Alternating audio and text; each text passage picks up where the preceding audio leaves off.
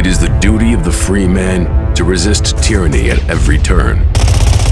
Every man will either watch his freedom stripped away or take action to protect what he loves.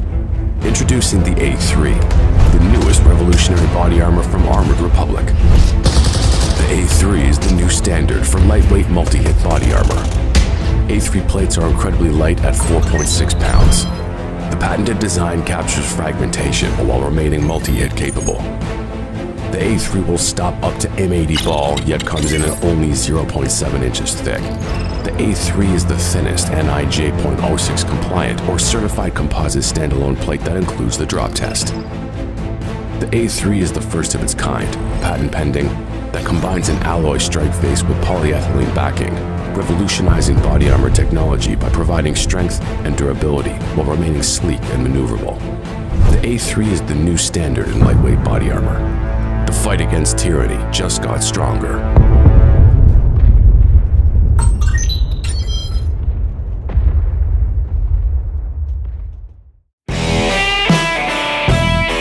Hey y'all, welcome to CrossPolitic. We're back from the Raging Cajun Nation. We made it. Oh, yeah. Down there, the Boudin, the Bayou, You actually did pretty good on that. I did all right. Boudin. The alligators. We had alligator while we were down there. Twice. Yeah, it was good. Yeah. How about the turtles? Any turtles? No turtles, but next time they wanted to take us frog hunting, gator hunting, Yeah. and Duck hunting. and duck hunting out of the bayou. Yeah. Yeah, No, is that I'm cool. apparently they'll hunt gators that are like 2 to 3 feet long and kind of catch and release and everything. But Mini gators. mini gators, yeah. Yeah. You said I'm catch and I release. kind of want What are you hunting with? your hands. Oh, Yeah. Spears. Yeah, you are. Yeah, your hands. No, you aren't killing. It's catch and release. Oh, you don't Okay. need You them? go for it. You don't Yeah. need them? Nah, dog. No. Come on. No. Get her Nah. done. Don't be a baby. No. That's right. That sounds good. Y'all are aware that we have a new app. It's not even it's not really new anymore. It's been out for several months. If not, you should download it right now. Head on over to your favorite app store. Type in CrossPolitic or Fight Laugh Feast or Pub TV. Once you find the app, you may need to update your old app, especially if you're on a Android phone, and you may need to delete your current FLF app. We're sorry, but Android is It struggles. what's the with word I'm updating. looking for, Andrew? Woke. Whoa. Okay. All right. His first thing Andrew's going to insert just, random adjectives. Has nothing to do with it. It's just a word I know. But it won't work because woke doesn't work. Woke doesn't work. Once downloaded, then it will work, and you'll be able to view or listen to our content right on your mobile device. As always, if you'd like to sign up for a pub membership, head over to fightlaughfeast.com, fightlaughfeast.com. As you can see, we're joined today by two of our good friends, Andrew Crapuchettes, executive entrepreneur, grill master, CEO, and founder of RedBalloon. You're the grill master? I was going to say everything's true about that except for the grill master. I'm actually pretty Because- darn good on a grill. I have a massive grill. I mean, are I you just have talking grilled like a lot of like a things. fire with like food on it? Is that it? Yeah, Like not for smoke. sure. You're not talking about like smoking or anything. I make because you're getting up into my delicious lane and food. my territory, and I start I getting made- a little sensitive I about the made definition. seared ahi salmon the other night on my okay. grill. Like I'm not just like chicken, beef. Like I do things. All right. Come on, leave me alone. He is also I'm just a little sensitive about this. Sure. He's the CEO and founder of RedBalloon.work and founder of many businesses, speaker of few languages, and passionate about freedom.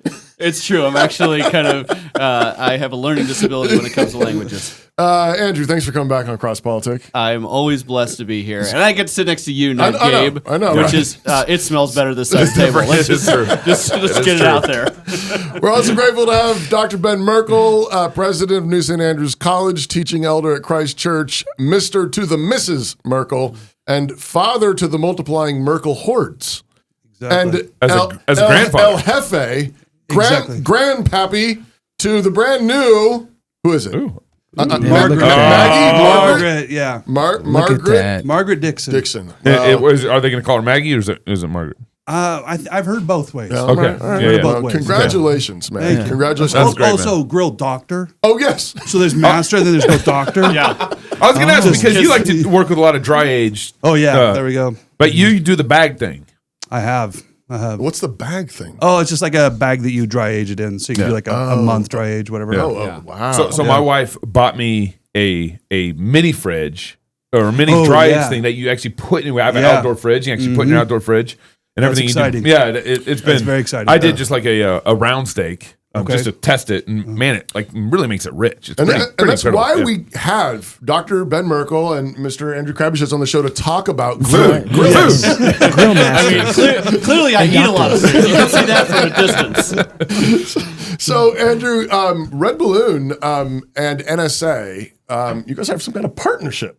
I don't like to say it in public, although I feel like this is a pretty public setting. Saying that I'm friends with Ben, it's an upward. I didn't say Ben. I just said NSA. Okay. NSA. NSA. I can get Distance behind. yourself from Dr. Merkle. No, he likes to loudly yell and wave whenever he sees me on the street. Jump up and down. That is actually true. That's no That is actually exaggeration. true. Although, when I'm praying at church or if I'm reading at church, Ben will often text me in the middle of my reading, What? don't mess up, or C-. Like mean things.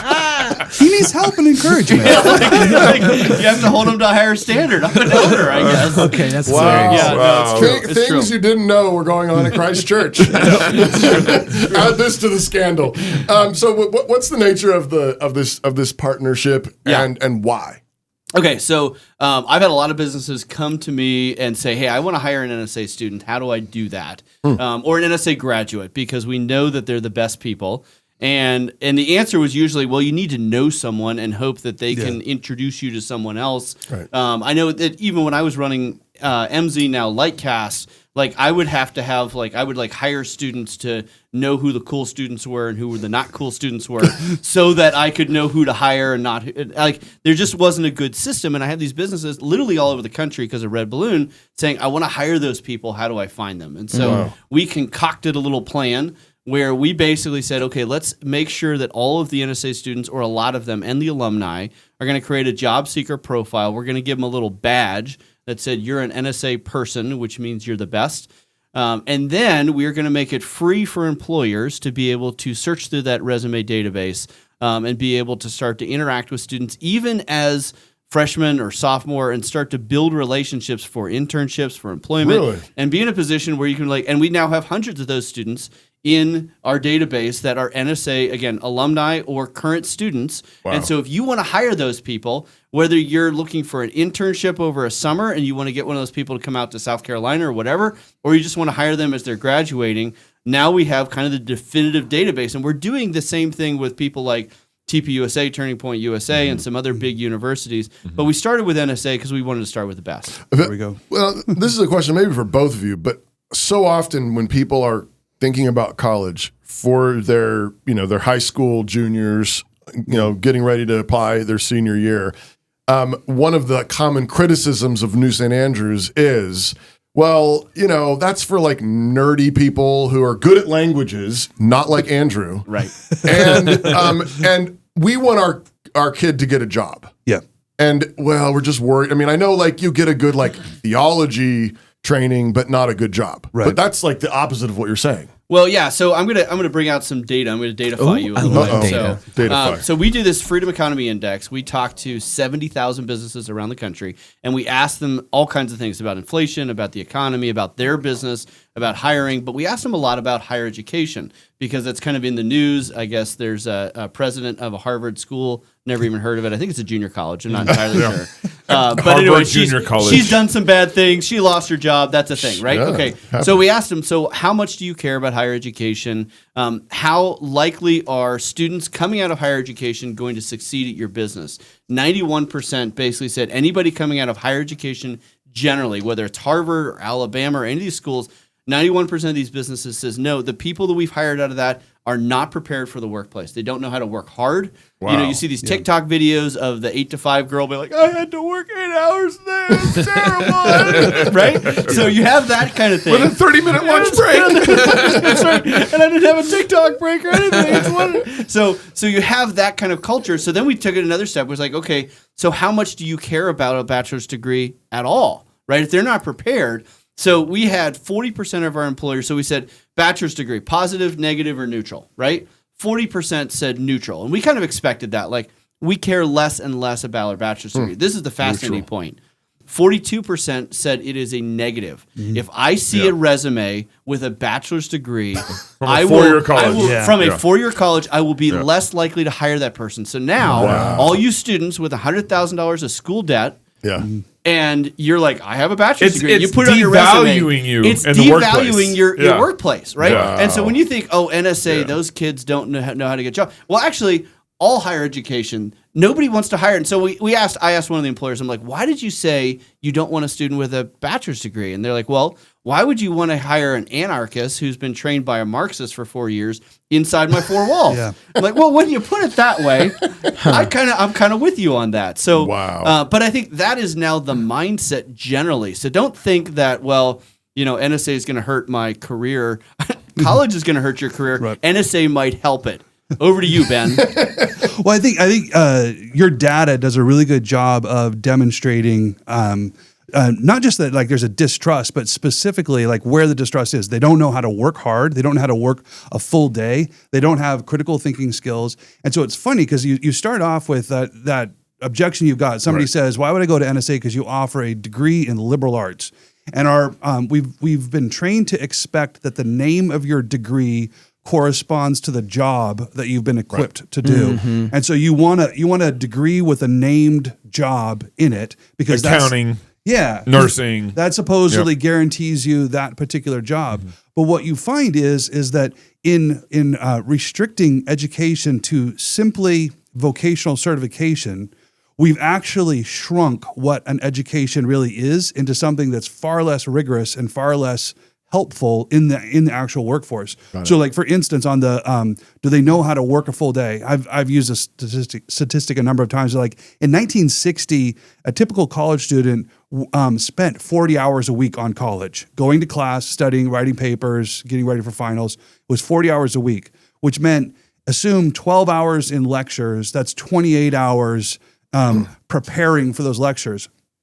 A typical college student now is spending around somewhere between maybe 5 to 7 hours a week preparing for class. Wow. It is less than a fifth, right, of how much time it takes to prepare for class. So what used to be this rigorous, and it was overwhelmingly the liberal arts education that they were getting in 1960, that rigor has been replaced by this certification, which is a lower level of intellectual engagement, takes far less time to study for because you're really just learning how to click certain things to get a certificate. Right. And it's a very cheapened form of education. And so that's what students are walking out, college graduates are walking out, having been equipped with. So now all of a sudden they face a 40-hour week, a job that requires you actually think, that you don't just get pre-perforated little things that you tear off.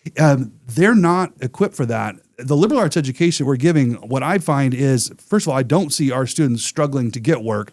And what Andrew is describing is I get regular emails. I get more emails asking me for NSA graduates that they could hire than I have students by a long shot. That's why this relationship, this partnership is really helpful because it's giving us a little bit of structure. So I know where to, okay, you just need to go here and here's where you look if you want to answer that question of where do you get an NSA grad. Wow, we were just on airplanes this week, and I'm just wondering. So is this problem we're describing why you end up with doors sort of flying off of airplanes, or no screws, or like in the wing. wings missing bolts? I mean, engines catching on fire.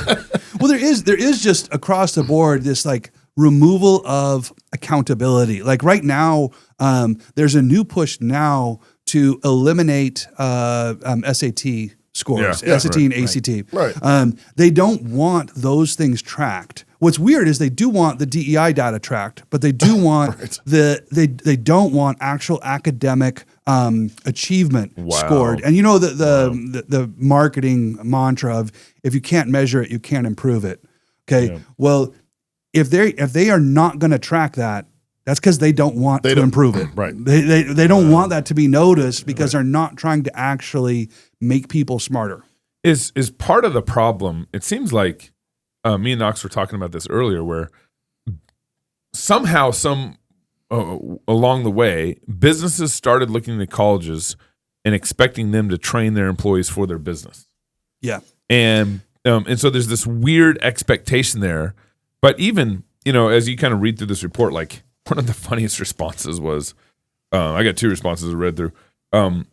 One person said, I found that graduates with the aforementioned scholastic achievements typically have an incompatible ideology with my business culture. Yeah. The other one said, talking about would you prefer to hire someone with a 4-year degree or not, said, at this point, I'll take the one with the talent and imagination and who don't look at their phone in the last 20 minutes. Right. Well, and I think the imagination's the interesting part there, Yeah. right? And I've had a lot of college graduates who I've hired over the years who come in and they're like, okay, please give me a list of things to do. Like, just give me a list of things to do, and I'll do that. Check. And Check. I'm like, yeah. So computers are really good at lists, and they're faster than you, and they're cheaper than you. Yeah. And so, if you think your employment is dependent on you knocking out a list of things to do, you're going to be fired soon, and you're not useful to me. The robots can take your job. The robots are going to take your job. Whereas, But we'll if just you pass are, legislation. as you should.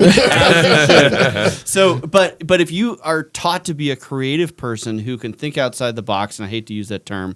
Because I like boxes a lot, and I don't know what's wrong with what's in the box. There's good stuff there. Because the box is Right, good. seriously. I get a lot of gifts in boxes. No, exactly.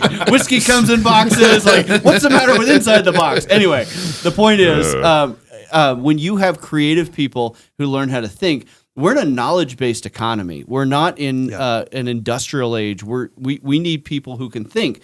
And if you have students at school who are told exactly what to do to get a test score, to get a degree, those are not the people you want inside your organization. You want them to think like a business person. You want them to be creative and not just knock out tasks. Well, it's even worse at the university level because I took classes where they didn't want me to think. They wanted me to repeat or respond with what the answer that they want. That's right. Yeah. I had multiple classes where I got bad grades because I'm writing outside the box or You whatever. were thinking. And I was thinking, and I wasn't a very good student. And I was still- Andrew's describing like when where colleges and industry best partnership is when there is a sort of stay in your lane kind of thing that's needed. I think colleges trying to teach the vocational skills is colleges being used for what they're not best at. Like one of the things we can do at NSA really well is we can teach these students to think, right? We can teach that. But when it comes to the specifics of what's going on in the workforce, first of all, it's an ever adapting world. Yeah. And if you get a professor of that skill at this college, in 5 years he's out of date. He's not really teaching you what you're doing in the workforce. It's far better if I can work on a kid, get him to be a hardworking, intelligent, clear thinker, critical thinker, communicator, creative, knows how to show up to work sober and not planning on embezzling today. Yeah. Just a few, like the bar is You're low. right, that's just going to happen. I wasn't planning on it, right? But if I create, educate a kid like that and then hand him across the street to a business like what Andrew's running, he'll teach them to code. He'll teach them to do sales. He'll teach them, and he's going to do a far better job than most college programs. What I constantly hear from the industry is, if you come to, let's say I'm a computer programmer. If you come to my business with a computer degree, the first thing I have to do is unteach everything you've learned so that I can teach you to do it the way I need you to do it. So it's not so much that they need the skill, it's that they need the adaptability, the ability to learn and pick up new things. But you ask, why do colleges increasingly aim in that direction? Right. The weird thing is I would actually pin that on student loans because what you've got is, with federal money coming in the form of student loans, right? As the student loans come in, as soon as the student loans are available, the next thing that automatically happens is colleges jack up their tuition. Yep. Every time the federal government gives more money for college, college is going to raise tuition. But what happens is that tuition gets higher and higher. That means your student loan gets bigger and bigger. How does a 18-year-old young man justify taking out a $40,000 loan or a $40,000 loan 4 years in a row? Right. $160,000 in debt. The way that you can make that decision make sense, because it makes no sense whatsoever. I've said before that student loan debt's the only kind of debt that you qualify for by showing that you can't pay it. Right. Your mortgage, your car, all and that. there's no capital behind it. Yeah, You're not leveraging anything You always to have to get the show loan. that I can pay this. Yeah. The student loan debt, you qualify by demonstrating I can't afford this. Good, you qualify. Here's your $160. Here's a $200,000 for you. Yeah. So how does that make sense? Well, it makes sense when the recruiter can say, all right, here are these 12 jobs, and here's the salary attached to each job. This degree gets you that job, which means this degree gets you that salary. There's the return on your investment. And then suddenly it starts to appear to be a sensible decision. It isn't. It's still stupid. Right. But it appears sensible. And so the more colleges can attach their degree to a certificate that guarantees them a job, the more they can jack up their tuition and collect all that student loan money. And that's the very thing that your study shows. Like the expectations are absolutely unrealistic. And they have to set those unrealistic expectations or they can't justify their cost or the student loans, right? And then we ask the employers in our Freedom Economy Index, like how many students have a reasonable expectation for compensation coming out of higher education? 90% are like, no, they have no idea. Yeah. Like you have to work hard and you don't get paid very much because you don't have any skills actually. But the guidance counselor promised me. Yes, they've spent 4 years living in an imaginary world being infantilized. So you live in a dorm, which is this imaginary little city where your food just appears for you every day. You don't have real life. You're living off of imaginary money, your student loans, and then we think this is somehow the way to prepare them for adulthood. Real life. We've retarded their growth. We've not actually set them up for. So I have a question for Ben on this. So there's so many parents that have this image of them at college and like, I got connections and I met my wife and like I was really cool there at college, so I'm going to send my kid to college, right? Yeah. But we start to see these employers saying, I don't want to hire those people. We have a demographic problem. There's not enough high schoolers to justify all the universities in America today as it is. So we're going to see declining enrollment, even though your enrollment's growing because you're awesome, clearly. Well, the college is awesome. Let's not get carried away. What does that shift look like over the next 10 years? I think there's going to be a lot of universities that simply go out of business. Oh, absolutely. But how does that mindset change for parents to say, I'm going to not send my kid to fill in the blank university? We have to, and it's really weird for a college president to say this, but we really have to question the necessity of the college degree because right now it's being pitched as this degree is necessary if you want to enter the workforce. That's just a lie. It's just not true. And there's too many examples of people who never got the degree at all and did absolutely wonderfully. And well, didn't get a degree anyway. And more and more data that shows this degree is not delivering what it's promising. Well, now it's the data showing that it's a liability. Like more and more businesses, not only did it not help you, but it's making things worse. Yeah. Now, I think a full third of the people that are getting college degrees probably ought not to be there. Right. It really shouldn't. Ooh. And then of those remaining 2/3, I think people who are doing engineering or nursing, you got to that's the degree you have to get. And those degrees, actually, there's a lot of integrity to them. And I still think those are solid degrees. Most of the other degrees would be replaced by a strong liberal arts, broad education, combined with some really good internships that mentor you into the workforce. I'm going to read this ad and then Knox. It's your turn, It's your turn, man, because you haven't said anything I've yet. been enjoying the questions coming from Andrew. Right. Sorry. That's a good question. The mission of Armored Republic is to honor Christ by equipping free men with tools of liberty necessary to preserve God-given rights. In the Armored Republic, there's no king but Christ. We are free craftsmen. Body armor is a tool of liberty. We create tools of liberty. Free men must remain ever vigilant against tyranny wherever it appears, and God has given us the tools of liberty needed to defend those rights he has bestowed upon us. Armored Republic is honored to offer you those tools. Armored Republic makes body armor, and you don't have enough body armor. Visit them at AR500, AR500armor.com. Ben, you were saying that you still think that nursing degrees are still good.